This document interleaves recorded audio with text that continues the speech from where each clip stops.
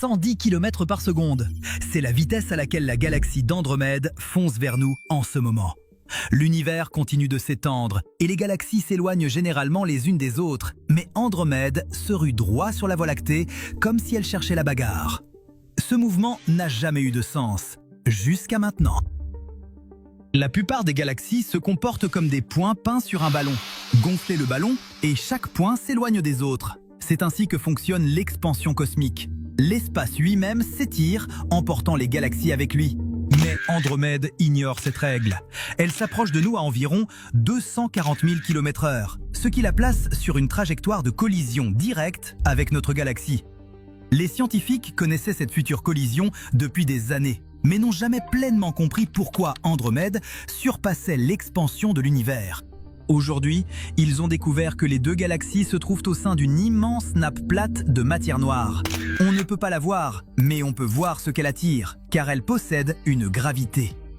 Au lieu de former une sphère nette autour des galaxies, cette matière noire s'étale comme une gigantesque crêpe, sur des millions d'années-lumière. Et cette forme plate change tout. La gravité fonctionne comme la tension dans un élastique étiré. Posez une boule dessus, la surface se creuse. Faites rouler une bille à côté, elle dévie vers la boule lourde. La Voie lactée et Andromède reposent sur la même nappe étirée de matière noire. Cette nappe n'attire pas uniformément dans toutes les directions comme le ferait une sphère. Elle attire plus fortement le long de son plan. Cette traction inégale ralentit le mouvement des galaxies voisines et tire Andromède vers l'intérieur. Et l'espace ne contient pas seulement des galaxies, mais aussi d'énormes régions vides appelées vides cosmiques. Ces régions s'étendent plus vite que la moyenne, car elles contiennent moins de matière. En s'étirant, elles repoussent la matière vers leur bord et forment des murs denses de galaxies et de matière noire. La Voie lactée et Andromède se trouvent près d'un de ces murs cosmiques. Plus le vide s'étend rapidement, plus il canalise la matière dans la structure environnante. Et cela redéfinit la façon dont la gravité agit dans notre voisinage. Donc, au lieu de deux galaxies solitaires dérivant l'une vers l'autre par hasard, c'est tout un paysage qui façonne leur mouvement. La matière noire forme le terrain. Les vides creusent vallées et crêtes. La gravité agit comme l'eau dévalant une pente. Andromède ne décide pas simplement de s'approcher de nous. Toute la structure de notre groupe local, cette petite famille de galaxies qui nous inclut, guide sa trajectoire. Ce groupe local s'étend sur environ 10 millions d'années-lumière. Chaque année-lumière représente près de 10 000 milliards de kilomètres. Même à 110 km par seconde, Andromède a encore besoin d'environ 4 milliards et demi d'années pour nous atteindre. Ça semble confortablement lointain, mais en termes cosmiques, c'est pratiquement demain. La Terre s'est formée il y a environ 4 milliards et demi d'années. La chronologie de notre planète et le compte à rebours de cette collision galactique coïncident presque.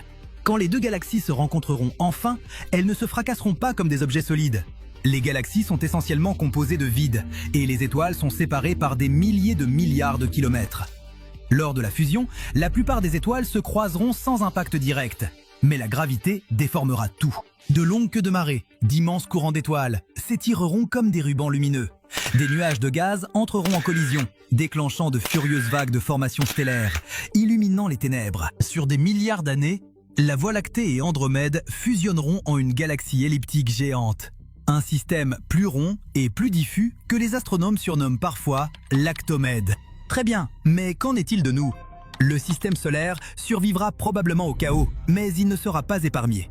Notre position dans la galaxie pourrait changer radicalement.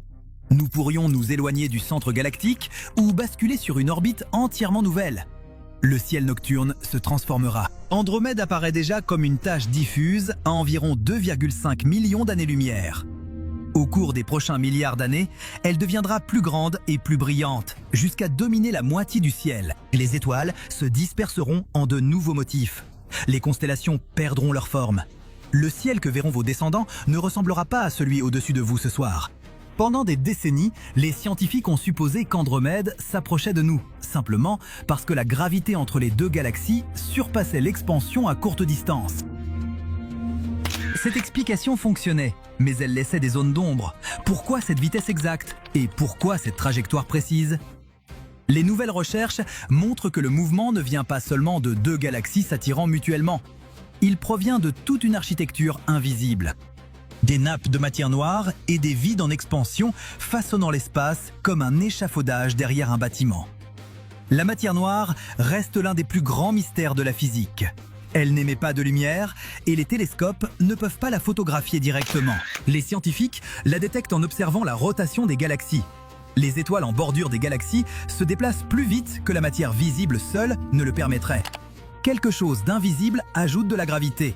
Ce quelque chose constitue environ 85% de toute la matière de l'univers. La matière ordinaire, tout ce que vous pouvez toucher, ne représente qu'environ 15%. Nous vivons dans la matière minoritaire. En fait, de nouvelles recherches suggèrent que même le trou noir supermassif au cœur de notre Voie lactée serait un amas supermassif mais compact de matière noire. Cette matière noire pourrait être composée de particules ultra-légères appelées fermions, capables de s'agglomérer en un cœur extrêmement dense, entouré d'un halo diffus plus large. Cette structure pourrait reproduire tout ce que nous avons observé autour de Sagittaire A étoile, le trou noir supermassif de la Voie lactée.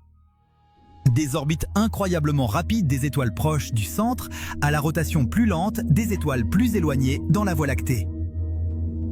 Donc, cet amas massif de matière noire exercerait la même attraction gravitationnelle que nous attribuons à un trou noir depuis tout ce temps. L'une des preuves les plus célèbres d'un trou noir dans notre galaxie est apparue en 2022, quand le télescope Event Horizon a capturé une image ressemblant à une ombre. Un cercle sombre entouré de gaz lumineux, exactement là où Sagittaire A étoile devrait se trouver. Mais de nouveaux modèles suggèrent que ce cœur de matière noire pourrait projeter une ombre presque identique à celle de cette image.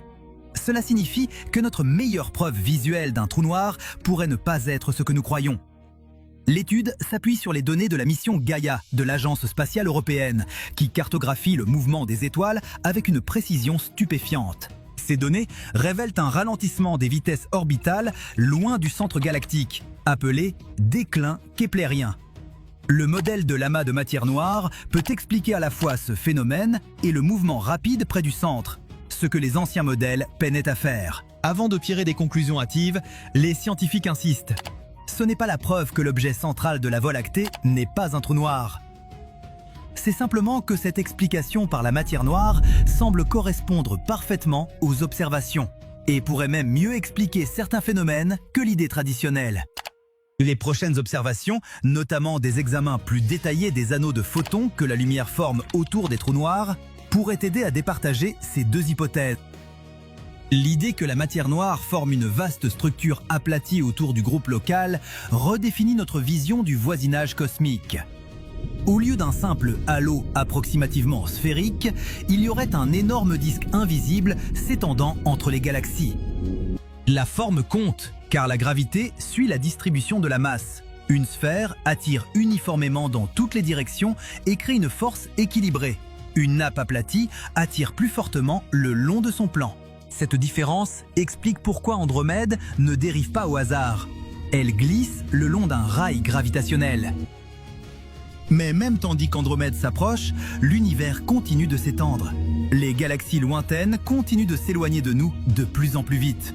En fait, dans des milliards d'années, nos descendants contemplant la galaxie Lactomède fusionnée pourraient ne plus voir aucune autre galaxie. L'expansion les aura repoussés si loin que leur lumière ne nous atteindra plus. Mais voici le paradoxe. La même nappe invisible de matière noire qui attire Andromède vers nous maintient aussi notre galaxie intacte. La même gravité qui nous mène à la collision a aussi bâti une structure qui permet aux étoiles de naître, aux planètes de grandir et à la vie d'émerger.